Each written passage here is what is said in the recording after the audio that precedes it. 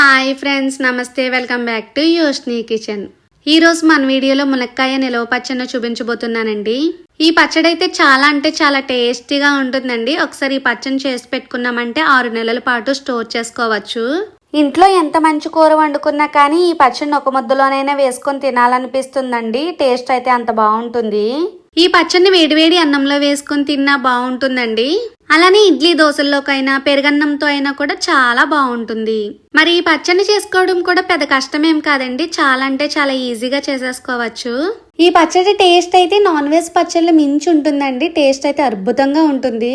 కానీ ఈ పచ్చడిని పెట్టుకునేటప్పుడు కొలతలన్నీ కూడా కరెక్ట్గా చూసుకుంటే సరిపోతుందండి.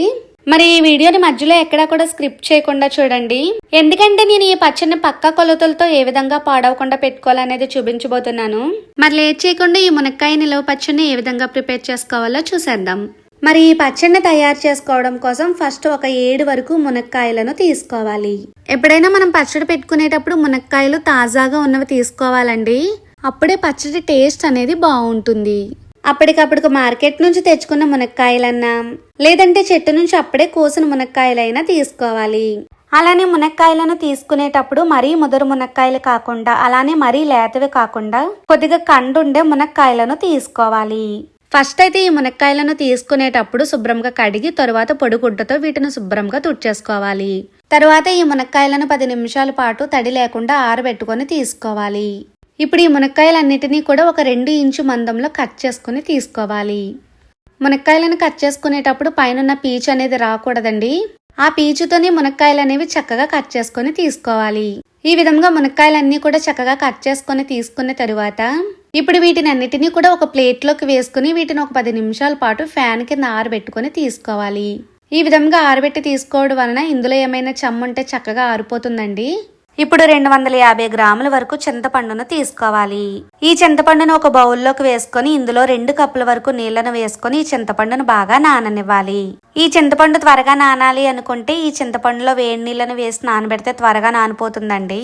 చింతపండు ఈ విధంగా బాగా నానిన తరువాత ఈ చింతపండును బాగా పిసికి ఇందులోంచి చిక్కటి గుంజును తీసుకోవాలండి. మరి ఈ చింతపండులో చిక్కటి గుంజును తీసుకోవడం కోసం ఈ విధంగా జాలి గిన్నెను యూజ్ చేసామంటే చాలా ఈజీగా ఇందులో ఉన్న గుంజు అనేది వచ్చేస్తుంది. గుంజును తీసుకునేటప్పుడు ఇంక ఇందులో వాటర్ని వేయనవసరం లేదండి. ఈ చింతపండును నానబెట్టుకునేటప్పుడు వేసుకున్న వాటర్ అనేది సరిపోతుంది. ఈ విధంగా చింతపండులో ఉన్న గుంజు అంతా కూడా తీసేసుకోవాలండి. ఇందులో మిగిలిన పిప్పు పీసు కూడా సపరేట్ అయిపోవాలి. ఇక చూపిస్తున్నట్టుగా ఈ విధంగా చింతపండు గుంజు అనేది చిక్కగా రావాలి. ఇలా చింతపండు గుంజు మొత్తాన్ని కూడా తీసేసుకున్న తరువాత ఇప్పుడు ఇందులోకి 1 స్పూన్ వరకు పసుపుని అలానే 1 టేబుల్ స్పూన్ దాకా ఆయిల్ని వేసుకోవాలి. ఇక్కడ నేను వేరుశనగ నూనెను వాడుతున్నానండి. తర్వాత ఇందులోకి ఒక 3 స్పూనుల వరకు నీళ్లను వేసుకోవాలి. వాటర్ని వేసుకున్న తర్వాత ఈ 3 కూడా కలిసేటట్టుగా కలిపేసుకోవాలి. ఇక్కడ మనకి చింతపండు గుంజు బాగా చిక్కగా ఉంది కాబట్టి కొన్ని నీళ్లను వేస్తున్నానండి. ఇలా వేయడం వలన చింతపండు గుంజు అడుగున మాడిపోకుండా చక్కగా ఉడుకుతుంది. ఇప్పుడు ఈ బౌల్ని స్టవ్ మీద పెట్టుకుని లో ఫ్లేమ్ మీద 10 నుంచి 15 నిమిషాల పాటు ఉడికించుకోవాలండి. అలా ఉడికించుకుంటే ఈ చింతపండులో ఉన్న పచ్చిదనం అంతా పోయి చక్కగా ఉడుకుతుంది. ఒక బర్నర్ మీద ఈ చింతపండును ఉడికించుకుంటూ మరొక బర్నర్ని ఆన్ చేసుకుని దీని మీద ఒక ప్యాన్ని పెట్టుకోవాలి. ఇప్పుడు ఇందులోకి 2 స్పూనుల దాకా ఆవాలని అలానే 1 స్పూన్ దాకా మెంతులను వేసుకోవాలి. ఇప్పుడు మంటను మీడియం ఫ్లేమ్లో అడ్జస్ట్ చేసుకుని ఈ గింజలన్నిటినీ కూడా దోరగా వేపుకోవాలి. ఈ విధంగా గింజలన్నీ కూడా చక్కగా వేగిన తర్వాత వీటిని ఒక మిక్సీ జార్లోకి వేసుకొని పూర్తిగా చల్లారనివ్వాలి. ఇప్పుడు ఇదే పెనాన్ని స్టవ్ మీద ఉంచుకొని ఇందులోకి 2 కప్పుల వరకు నూనెను వేసుకోవాలి. ఈ నూనె వెయిట్లో వచ్చేసి 300 ml అండి. ఎప్పుడైనా నిలవ పచ్చళ్ళు పెట్టుకునేటప్పుడు నువ్వుల నూనెను కానీ లేదంటే పల్లి నూనెను కానీ యూజ్ చేసుకుంటే పచ్చడి టేస్ట్ అనేది చాలా బాగుంటుందండి. నూనెను వేసుకున్న తర్వాత మంటను మీడియం ఫ్లేమ్లో అడ్జస్ట్ చేసుకొని ఈ నూనెను మరీ ఎక్కువగా కాకుండా అలానే మరీ తక్కువగా కాకుండా మోడరేట్గా మరగనివ్వాలి. ఈ విధంగా నూనె మరిగిన తరువాత ఇప్పుడు ఇందులోకి కట్ చేసుకుని ఆరబెట్టుకున్న మునక్కాయలను కొన్ని చొప్పున వేసుకోవాలి. మునక్కాయలను వేసుకున్న తర్వాత ఒక 3 నుంచి 4 నిమిషాల వరకు ఈ మునక్కాయలను వేపుకుంటే సరిపోతుందండి. ఈ మునక్కాయలను మరీ ఎక్కువగా వేగనివ్వకూడదు. ఈ విధంగా వేగిన తర్వాత ఈ మునక్కాయలన్నిటినీ కూడా ఒక బౌల్లోకి వేసేసుకోవాలి. ఈ విధంగానే మిగిలిన మునక్కాయ ముక్కలన్నిటినీ కూడా వేసేసుకొని ఒక బౌల్లోకి వేసేసుకోవాలి. ఈ ములగ ముక్కలను కూడా ఒక పక్కన పెట్టుకొని పూర్తిగా చల్లారనివ్వాలండి. ఇప్పుడు ఇదే నూనె స్టవ్ మీద ఉంచుకొని పచ్చడికి పోపు పెట్టేసుకోవచ్చండి. 1 స్పూన్ వరకు ఆవాలని అలానే 1/2 స్పూన్ వరకు మెంతులను వేసుకోవాలి. అలానే ఒక 5 నుంచి 6 వరకు ఎండుమిర్చిని తుంచుకొని వేసుకోవాలి. అలానే ఒక అరకప్పు వరకు పొట్టు ఒలిసిన వెల్లుల్లి రెమ్మలను వేసుకోవాలి. తర్వాత ఇందులోకి 1/2 స్పూన్ వరకు ఇంగువను వేసుకుని ఇవన్నీ కూడా కలిసేటట్టుగా కలిపేసుకోవాలి.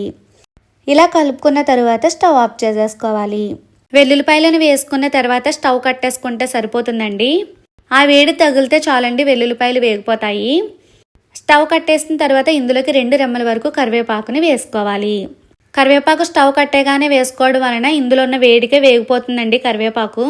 ఇప్పుడు ఈ పోపు నూనెను కూడా ఒక పక్కన పెట్టుకుని పూర్తిగా చల్లారనివ్వాలి. మనకు మరొక పక్కన చింతపండు గుంజు కూడా బాగా ఉడికిపోయిందండి. ఈ విధంగా ఉడికిన తర్వాత దీన్ని కూడా స్టవ్ ఆఫ్ చేసుకుని ఈ చింతపండు గుంజును కూడా పూర్తిగా చల్లారనివ్వాలి.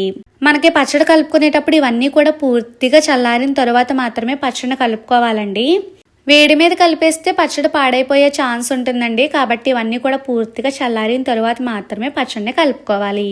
ఇప్పుడు ఆవాలు మెంతులు పూర్తిగా చల్లారిన తర్వాత ఇప్పుడు ఇందులోకి 1/2 కప్పు వరకు కళ్ళుప్పుని వేసుకోవాలి. ఎప్పుడైనా నిలవ పచ్చళ్ళు పెట్టుకునేటప్పుడు సాల్ట్ కంటే కూడా ఉప్పు వేసుకుంటే టేస్ట్ బాగుంటుందండి. కళ్ళుప్పుని వేసుకున్న తర్వాత ఈ ఆవాలు మెంతులు ఈ ఉప్పు కూడా ఫైన్ పౌడర్ కింద గ్రైండ్ చేసుకుని తీసుకోవాలి.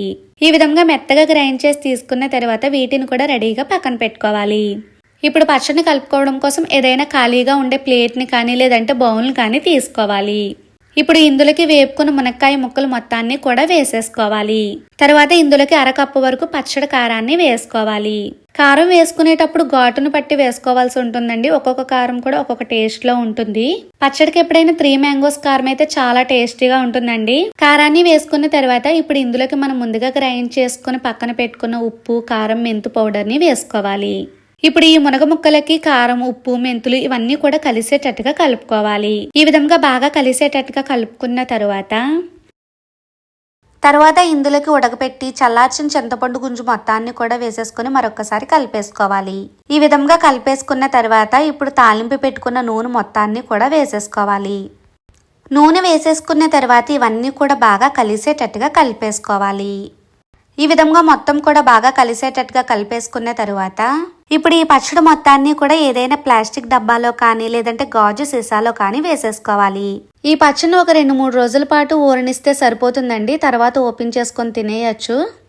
అంతకంటే ఎక్కువ రోజులు ఊరినా కూడా పచ్చడి అనేది పాడవదండి, చాలా బాగుంటుంది.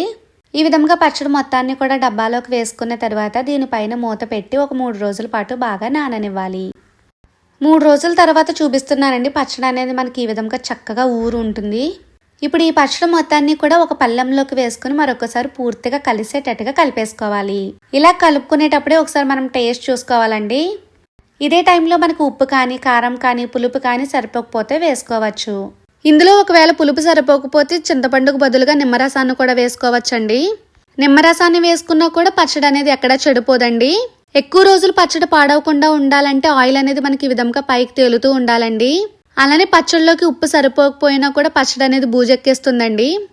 కానీ నేను చెప్పిన కొలతల్లో చేశారంటే ఏది కూడా మీకు ఎక్స్ట్రాగా పడదండి, అన్నీ కూడా కరెక్ట్గా సరిపోతాయి. ఈ విధంగా పచ్చడి మొత్తాన్ని కూడా కలిపేసుకున్న తర్వాత తిరిగి మరలా డబ్బాలోకి వేసేసుకోవాలి.